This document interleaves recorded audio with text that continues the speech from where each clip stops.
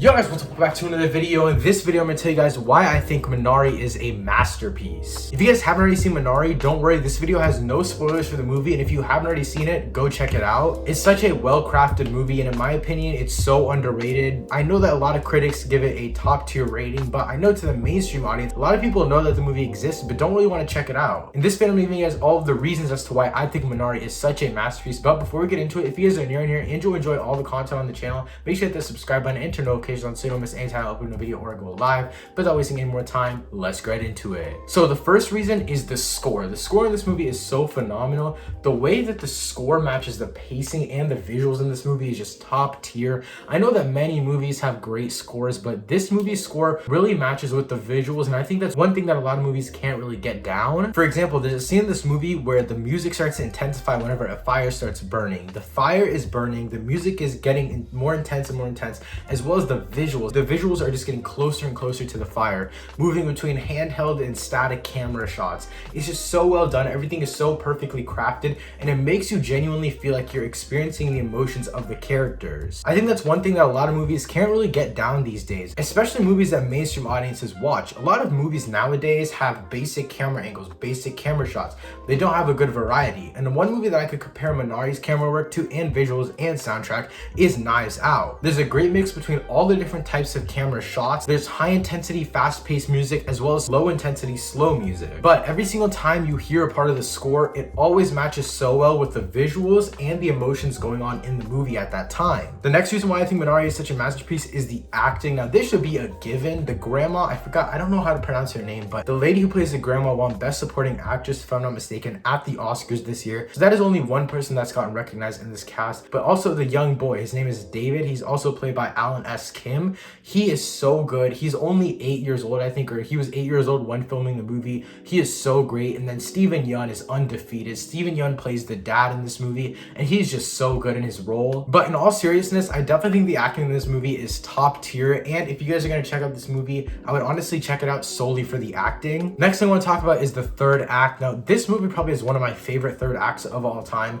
I would say my favorite third act of all time is probably The Dark Knight, and how it just changed the superhero genre forever. But there's three main things that happen in this third act that are so well done. Again, there's no spoilers in this video, but I'm going to go over the scenes. I'm not going to specify what happens in the scenes and stuff like that. But the first thing I want to talk about is the doctor scene. I'm not going to explain exactly why they go to the doctors, because again, that's spoilers for you guys. But the way that they play it out and the arguments that happen after, the stuff that builds up to the doctor's office scene, everything that has to do and that revolves around this doctor's office scene is so well crafted. And I think that the doctor's office scene is such a good climax for all of the surrounding events. And then we saw in the trailer, there's a shot of the barn burning down. I'm not going to tell you again what leads up to that, what happens after that, but the emotion in that scene and the scenes after that changed the pace of the movie so much, and it's way more impactful than you ever would have imagined, just because of how much they built it up since the first second of the movie. You see the effort and the dedication that the characters have to making this farm, but then you also get to see all of these other things that happen in the rest of their life. It's not just the farm, but the farm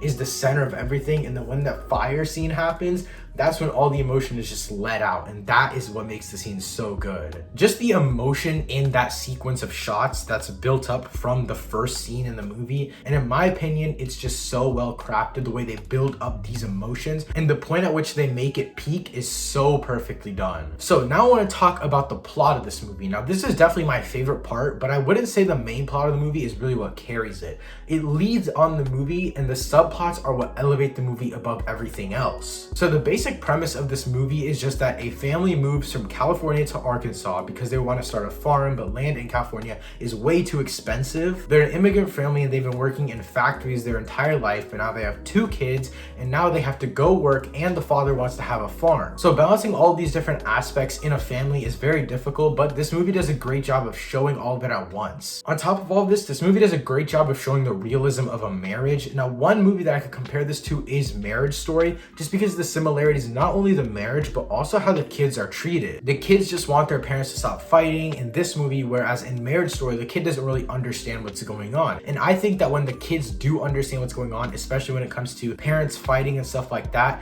it makes the movie even more interesting, because you actually connect with these children, because obviously you don't want the parents fighting, and I think it's just another layer in this movie that you connect with the children for, and that's just another thing that makes this movie even more emotional. On top of showing the realism of marriage, one thing that this movie does really well when it comes to the plot is just showing the realism of immigrants in America. The parents in this movie are first generation immigrants in America. They moved from California to Arkansas, as I mentioned before, and it just shows the realism, and it's so raw. There's just so much that they show in this movie, and it just connects you with the characters even more. And I know I'm repeating connection with the characters, but I think that's something that makes this movie so unique and so different compared to other movies. It gets you to connect with every single one of the characters. Whether you like the character or not, you emotionally connect with them. And finally, the subplots. Now, like I said before, the subplots are what elevate this movie above everything else. There's 3 main subplots in this movie that I want to go over. There's a bunch others. I just don't really think they're as important to mention as these main 3. So the first one is the church and the kids' relationships with new people in Arkansas and the new friends that they have to make. Honestly, there isn't too much to say about this one, but I do feel like it contributes to showing the realism of immigrants moving to America and meeting new people that aren't like them. A lot of immigrants and new people coming to America feel like they're out of place and stuff like that because of their surrounding people. So this movie did a great job of showing the relationship between Americans and Korean immigrants. The second subplot, and probably the biggest and most important subplot in this movie, is the little boy David and his heart murmur. This is a subplot that goes all throughout the movie and impacts the movie in probably the most drastic ways, even more than probably the main plot itself. I think this movie does a great job of having that plot line or that storyline be at the very top of importance, and then it really undermines the plot line and lets the other stuff shine on top of it. But then after a while, that plot line comes back up and you're like, oh my god, I completely forgot about that. But it's so important to the storyline. Also, that storyline impacts a lot more. It impacts the marriage, the farm, literally everything. It causes stress to the parents, and that makes you, again, emotionally connect with them. Finally, and probably the most lighthearted storyline in this movie, is David and the grandma's relationship. This is by far one of my favorite subplots in the movie because it has so much heart behind it. There's just so much love behind the grandma's relationship to David. David doesn't understand the relationship, and it's just a great connection and great bond that you get to experience over the course of the movie. And yeah, guys, that is why I think Minari is a masterpiece. Thank you guys so much for watching. If you guys are new in here and you guys enjoyed this video, make sure to hit the subscribe button and turn notifications on so you don't miss any time I upload a new video or go live. Thank you so much for watching. I'll see you next time. Peace.